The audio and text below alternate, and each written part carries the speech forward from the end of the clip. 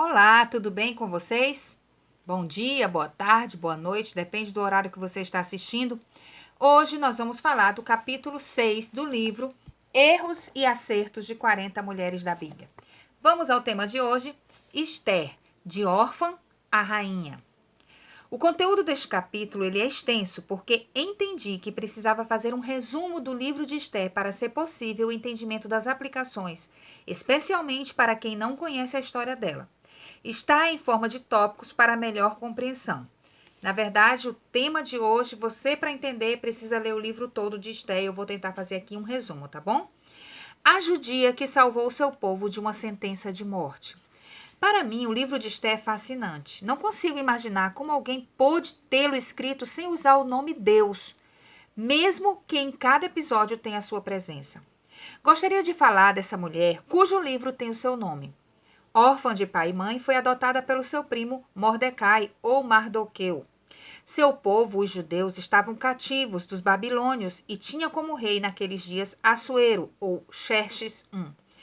Este rei acabara de decretar sentença contra a então rainha Vasti por não ter comparecido em sua presença quando solicitada. Ela perdeu seu reinado e outra assumiria o seu lugar. A seleção estava começando e as moças mais belas e virgens estavam no páreo. Esther, orientada pelo seu primo e pai adotivo, participou do concurso e foi escolhida para ser rainha. Ela era uma jovem que costumava seguir o conselho de Mordecai e, orientada por ele, não revelou suas origens ao rei. Mordecai ficava sempre em frente à porta do palácio real, observando como estava sua prima. Com isso, certa vez, Mordecai viu algumas pessoas planejando matar o rei e logo o avisou do perigo através de Esther. A informação foi confirmada e aquelas pessoas receberam a devida punição. O rei teve sua vida salva por causa de Mordecai. Aquele episódio ficou registrado nas crônicas reais. Havia um homem chamado Amã, que era um dos chefes da casa real. Ele queria para si total submissão do povo, a ponto de querer que as pessoas se curvassem diante dele quando ele passasse. Quando Amã passava por onde Mordecai costumava estar, irritava-se por perceber que aquele judeu não se curvava diante dele.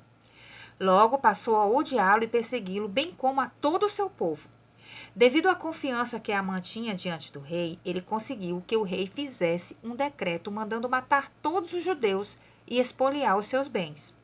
Mordecai soube desse decreto, vestiu-se de pano de saco e cinza, o que chamou a atenção de sua filha adotiva, que mandou roupas para ele vestir. Mordecai recusou-se a fazê-lo e mandou um recado explicando tudo a Esther sobre a sentença que estava diante de todo o seu povo, inclusive pedindo a ela que fizesse uma intervenção diante do rei em favor dos judeus. Primeiramente, Esther mandou o recado de volta, dizendo que não poderia apresentar-se perante o rei sem ser chamada, pois isso poderia levá-la à morte.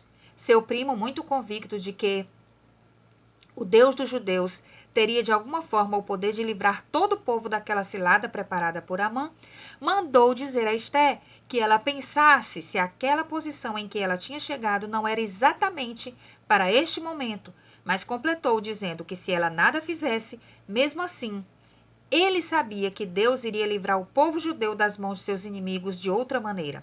Então, dali em diante, Esther entendeu que precisava fazer algo e mandou de volta o recado a seu pai adotivo, pedindo que todo o povo jejuasse por ela. Ela mesma também jejuaria por 3 dias para conseguir êxito nesta missão. Enquanto isso, Amã, orientado por sua esposa e seus amigos, fez uma forca de 23 metros de altura, preparada para seu inimigo sem causa, Mordecai. Naquela noite, o rei não conseguia dormir. Então ele pediu que seus empregados pegassem as crônicas e começassem a ler. Ele então ouviu sobre o que Mordecai havia feito e como tinha salvado a sua vida. Ele perguntou aos seus empregados se aquele homem tinha recebido algum reconhecimento dele e descobriu, naquele momento, que nada havia sido feito em favor de Mordecai. O rei passou a pensar no que poderia fazer para reparar essa falha e mostrar gratidão a Mordecai. Enquanto isso, Amã se aproximava do rei e logo o rei teve a ideia de perguntar-lhe o que ele deveria fazer a alguém a quem deseja honrar. Amã, totalmente equivocado, pensou tratar-se dele mesmo e passou a dizer tudo o que queria que o rei fizesse a essa pessoa, como colocar vestes reais, colocar num cavalo real, passear pelas ruas da cidade e ser reconhecido diante de todos. Assim, depois de ter dado sua opinião, Amã foi encarregado pelo rei a fazer exatamente essas honrarias com Mordecai. Amã foi obrigado a honrar seu inimigo da maneira que ele mesmo queria ser honrado. Enquanto isso, a rainha Esté conseguiu favor em estar na presença do rei. Por 2 noites seguidas, ela jantara com o rei e Amã. Amã achava-se importante por estar no evento real restrito. Ele só não sabia que a rainha era judia. Na hora certa, Esté revelou-se ao rei, falou do que seu povo vinha sofrendo e pediu intervenção dele. O rei descobriu a impiedade de Amã e mandou matá-lo. Ironicamente, a forca que Amã havia preparado para seu inimigo foi a forca que o rei mandou enforcá-lo. Mordecai foi promovido e tornou-se o segundo, tendo apenas o rei acima dele. Mordecai legislou em favor de seu povo e, juntamente com sua prima, conseguiu cancelar a sentença que Amã havia enviado. Ao invés disso, todos os inimigos dos judeus foram mortos, inclusive os 10 filhos de Amã. Houve muita festa e alegria entre o povo, e foi promulgada uma festa para lembrar todos os anos de como o povo judeu foi poupado das maldades de Amã. Essa festa acontece até os dias de hoje, no mês de março, e chama-se Purim. Havia temor em toda a terra, e muitos tornaram-se também judeus após esses acontecimentos. Bom, diante do resumo do livro de 10 capítulos, sem o qual não poderia haver uma compreensão das aplicações a seguir, gostaria de destacar algumas qualidades de uma mulher que mudou a história em favor dos seus. Primeiro, apesar de estar inserida numa realidade desfavorável, órfã, filha adotiva do seu primo, Esté aproveitou a oportunidade e acreditou no seu potencial. Muitas mulheres estão prisioneiras de seus traumas, suas perdas e mazelas, e nem acreditam que podem ser alguém com sonhos realizados, com a sorte mudada por Deus. Algumas delas têm a oportunidade batendo à sua porta, mas com a mania de sentir pena de si mesmas e alimentar uma autoestima baixa, deixam a chance passar. Esther tinha suas concorrentes para ocupar o lugar de rainha, mas ela não se deixou vencer pela concorrência. Ela fez a parte dela, tratamentos delicados, minuciosos, que duraram 12 meses, 1 ano, até chegar à presença real. Isso exigiu dela atitudes louváveis que chamaram a atenção do rei Assuero. Sua história de vida, por mais trágica que tenha sido, não pode limitar você, a menos que você permita. Podemos conhecer milhares de depoimentos de superação hoje que mostram a verdade de que quando queremos e acreditamos, podemos ir bem mais longe do que aquilo que estava previsto para nós. 2. Esté costumava ouvir e atender os conselhos das pessoas certas. As conquistas de Esté deram-se em grande parte porque ela sempre ouvia os conselhos de seu primo. Em um dos momentos que ela pensou em salvar a própria vida, foi exortada por ele e logo percebeu que precisava executar a missão que Deus havia lhe colocado naquele tempo, naquele lugar, exatamente naquela circunstância. Muitos de nós não damos ouvidos a conselhos, até mesmo aqueles que são dados por nossos pais ou por quem exerce autoridade sobre nossa vida. Vivemos da maneira que bem entendemos ou damos ouvidos aos maus conselheiros. Temos uma vida egoísta e nem mesmo nos humilhamos quando somos confrontadas por alguém que nos quer bem e que está nos alertando para a nossa própria proteção. Muitas vezes somos guiadas pelas circunstâncias e queremos ter toda a autonomia de decidir. Aí colecionamos erros e mais erros na caminhada, não conseguindo salvar nem a nós mesmas por causa de nossa autossuficiência e insubmissão. 3. Esté arriscou a própria vida para salvar os seus. Diante de tamanhas conquistas, Esté poderia continuar escondendo suas origens e se dar bem, sozinha. Mas ela encarou aquele momento como uma oportunidade exclusiva dela de fazer algo pelo seu povo, mesmo que lhe custasse a própria vida. Vivemos em um mundo que nos ensina a nos darmos bem e que tudo mais vai para o inferno, como diz a música popular. Mas não é essa a razão por que Deus nos criou e nos salvou. Ele deseja que compartilhemos a dor, a alegria, o sofrimento e as conquistas com as outras pessoas. A maior tragédia de alguém é ignorar a dor de quem está ao seu lado.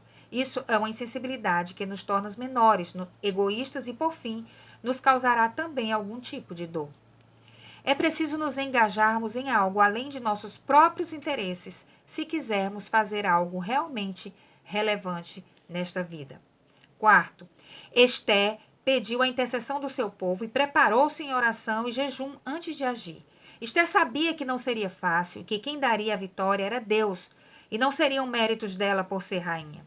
Por isso pediu que o povo intercedesse por ela e se colocou diante de Deus em clamor, humilhando-se diante daquele que poderia reverter o quadro de fato e de verdade.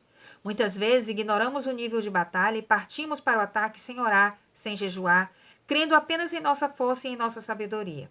É preciso uma visão clara de que a batalha é principalmente espiritual e deve ser vencida primeiro neste nível. 5. Esté tratou o inimigo como tal, denunciando as suas más obras. Esté demorou, mas quando falou com o rei, disse exatamente quem era Amã e o que ele estava fazendo para destruir seu povo. Com isso, ela foi atendida e viu o inimigo do seu povo recebendo a recompensa por sua impiedade, e seu povo sendo não só liberto, mas honrado e temido. Muitas vezes queremos receber a vitória sem encarar o inimigo, sem nos indispormos com ele, sem o incomodarmos. O medo das ameaças nos mantém reféns numa guerra fria. Mas essa história mostra que não bastam as melhores estratégias. É preciso falar a verdade e estar do lado da justiça para vermos a ação de Deus.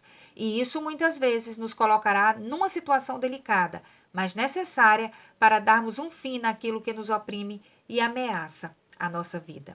Conclusão.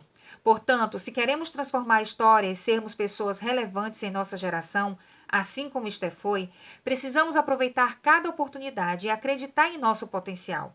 Precisamos ouvir conselho e correção das pessoas certas. Precisamos arriscar a própria vida se for necessário. O apóstolo Paulo disse: em nada considero a minha vida preciosa para mim mesmo, contanto que complete a minha carreira e o ministério que recebi do Senhor Jesus, para dar testemunho do evangelho da graça de Deus. Atos 20, 24.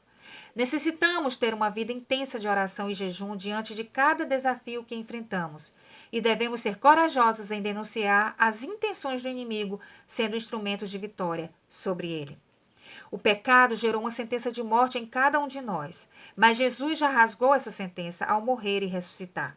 Precisamos nos posicionar para anunciar essa verdade às pessoas que estão mortas e precisam conhecer a verdadeira vida e liberdade em Jesus. Precisamos viver a vida de Cristo e levar para a nossa casa, nossa sociedade, uma sentença de vida e vida em abundância. Que sejamos ousadas como Esté para vermos a nossa vida e nossa nação transformada. Vamos orar? Deus, como precisamos ser como Esté? Ajuda-nos a aproveitar cada oportunidade e não ficarmos tendo autopiedade da nossa vida por causa da nossa história. Eu te peço que nos encha de ousadia, que possamos acreditar no potencial que o Senhor coloca em cada uma de nós para batalharmos e vencermos contigo. Nos ensina a ouvir bons conselhos, a não sermos autossuficientes e egoístas, mas a arriscarmos a nossa própria vida por causa do Senhor e dos teus planos para nós. Ajuda-nos a ter uma vida intensa de oração e de jejum, e a não negociarmos com nossos inimigos, mas a estarmos prontas para denunciar suas más obras. Deus, que sejamos instrumentos teus para anunciar à nossa geração que Jesus rasgou a sentença de morte que estava preparada para nós e hoje nos dá vida, vida abundante e eterna. Usa-nos com poder e graça neste tempo, em nome de Jesus. Amém. Perguntas para reflexão ou discussão em grupo. 1. Se Esté se vitimizasse e não fosse ousada, ela participaria do concurso para ser rainha? Alguma vez você se entregou à sua condição e permitiu que ela definisse você e a impedisse de alçar grandes conquistas? 2. Você é uma pessoa que ouve conselho? Quem são seus conselheiros? Como você seleciona seus conselheiros? 3. Qual o seu nível de engajamento pelas causas dos outros, as causas coletivas? Você costuma se arriscar por outros ou sua tendência é se proteger? 4. Diante de grandes desafios, você intensifica suas orações? Pede intercessão? Costuma jejuar? Ou sua tendência é agir imediatamente sem fazer tudo isso? 5. Você se considera uma pessoa de coragem diante dos inimigos? Ou sua tendência é não se indispor? 6. Em que você foi mais desafiada no conteúdo deste capítulo? 7. Há algo novo que você descobriu após a leitura deste capítulo? O que lhe chamou mais atenção? 8. Sozinha ou em grupo, ore pedindo que Deus faça as mudanças que Ele deseja fazer em você. Amém? Hoje o capítulo ficou grande, né? quase 15 minutos, mas vai valer a pena que você possa refletir. Se gostou, curte, compartilha, comenta. Se não se inscreveu ainda, inscreva-se no meu canal para continuar recebendo essas mensagens diárias. Deus nos abençoe e até o próximo capítulo.